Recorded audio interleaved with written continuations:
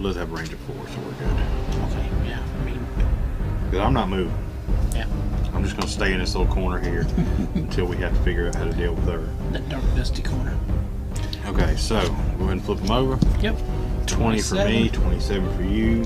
Come on, we need big cards. Big cards. Guard has a 50. Okay, we need a big move card. plus 0, attack plus 0. And a 16. Bitch. Well, this sucks. So, the way this works, Archer's going to go first. Yep. Now, this is the first round we haven't gone first. Yeah, well, we technically kicked the door in. We would not have went first. Yeah. Anyway, the Archer's going to go first, followed by me, followed by Nigel, followed by the guard.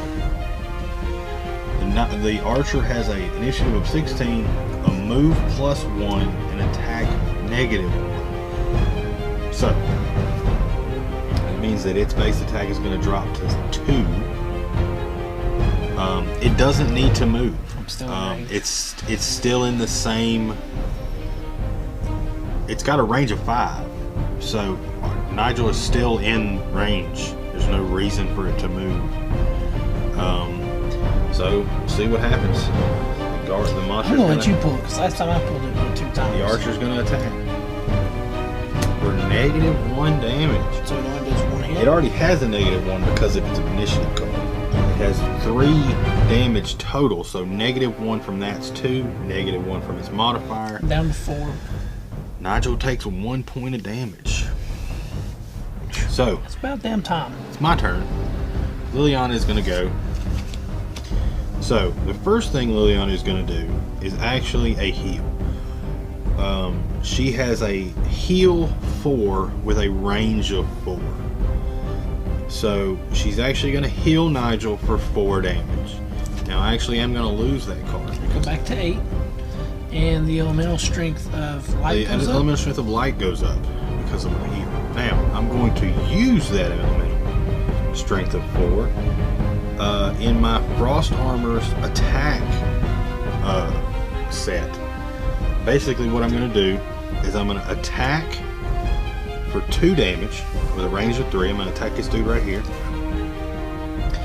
I'm going to burn 1 level of light in order to add +1 to this. And then I just need... Okay, that's only going to do 3 damage. And unfortunately, the Bandit Guard has 6 health. Of course he does. So it does 3 damage. Wait, yeah, 3 damage total, plus the 2 that are already there. That's a 10. So we got a 10 instead of a 5. We're going to do 5 damage to this guard. So he only has 1 hit point left, which unfortunately means he's still alive. I do get 1 experience for it. Alright, I'm going to use the bottom of Shield Bash. Just use a basic move to move 2. Bingo, bango. Because you didn't kill him that time, I'm going to go ahead and rack up another one on my kill sheet. I'm going to use my spare dagger, attack of 3, range of 3, to attack the base guard. And as long as I don't pull a null, that's another kill for Nigel. Another kill for Nigel, but it is not an elite kill. It's not. I didn't help my end goal, but it does get me up. Nigel's really happy right now because every other time we've ran this dungeon, Liliana kills everything. One thing I did forget to mention when I was bringing up the loot earlier, at the end of a turn, if a character is standing on a loot coin, they get that loot coin. So I got $1. I'm gonna go ahead and give that to Nigel because I mean the turn's gonna end. The guard's dead, so the turn's over. The elite is still on the board. She isn't taking any damage. She's taking no damage because. And not just that, she's got 2 traps around her, which means we have to go all the way around those traps to kill her, and then come all the way back through to go through the next door. Well, I mean, unless we have range cards. Just use my range card. You're only exhausted if you can't play a card. But the thing is that I can long rest and get my cards back. If you have no way to play a card, you're exhausted and you're out of the dungeon. That's also what happens if you get to 0 lives. So, but at the end of this turn, I'll play these 2 cards, and once I play these 2 cards, I will have no cards, but my next turn will be a long rest, which means I get my cards back. I'll have to discard one, but I'll get them back. Okay, so starting the attack. Obviously, I already said this. I've got an 80. I got a 10. Okay, so we are going to flip over initiative 29. Ooh, this might not be great. Immobilize. That's good. So the archer has a initiative of 29, gets no move modifier but can move, which is unfortunate for us. An attack modifier of -1, a range of +1, and also gains the ability to immobilize people that it hits. We're good. We're good. Nice with that card. Oh, you're not swinging that card because that archer, I mean that. Okay. Alright, so I'm going to use the bottom of the Leaping Cleave. 1, 2, 3, and land here. So we're going to do that instead. That way I'm there. That'll get rid of that. And then we'll play Provoking Roar. I'm going to play the top part. It's an attack of 2 and a disarm. So as long as it doesn't get negated. So, disarm, I'll read it straight out of the book for you. If a figure is disarmed, it cannot perform any attack abilities. At the end of its next turn, the disarm token is removed. So basically, if this disarm goes through, then the archer will not be able to attack us this turn or next turn. So, let's hope it goes through. It's a 2 + 0. But it's enough. It is an attack too, so yeah, it takes 2 damage. And it takes 2 damage, and the archer is disarmed. So that's not a bad little move there. We got a little action going here. It is the archer's turn. Now the thing is that the archer is disarmed, but it's still going to do its other actions. And the reason that I bring that up is because it is an archer. So it's going to try to put itself into its best position for when it can attack again. So it will move. So what's going to happen is that it's going to move. And we'll just say here, because this will be its target. So it's going to get out of. It can't really go anywhere else. It's only going to move to where it doesn't have disadvantage. So, which by the way, a ranged character has disadvantage if they are next to a melee character and are attacking that melee character. So like if the archer was here and Nigel was here and it was attacking Nigel, it would have disadvantage, which is where you would pull 2 cards and take the worst option instead of the best option, like when you have advantage. So it's going to move. It can't do anything because it can attack. It's disarmed. So effectively, it's done. Its turn is over. So now we are going to use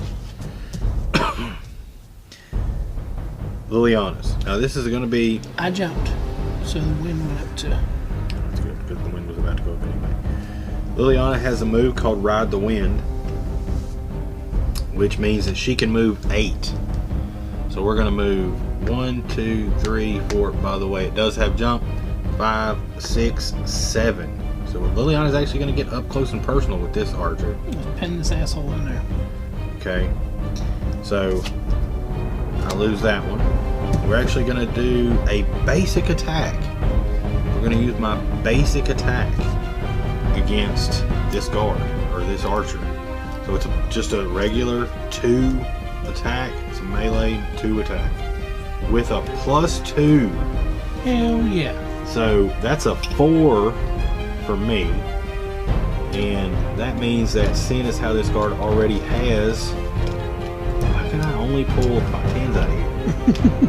That means that's 6 damage on this archer. That means this archer's only got 3 health left. Okay, so obviously you guys have probably noticed that there'll be breaks in this where we are cutting. So, and what we're doing is we're actually removing some of the time that it takes us to choose stuff. And as an example, we took a break there just to look up what we were talking about before. This monster, if Nigel moves to this square, monsters cannot move through us. So this character is effectively trapped here, which means that, seeing as how it is an archer, it needs range of at least 1 in order for it to attack us. So the question is that will this monster move into a disadvantaged location or a trap location in order to remove disadvantage? The answer to that is no. They will take the disadvantage over trap damage.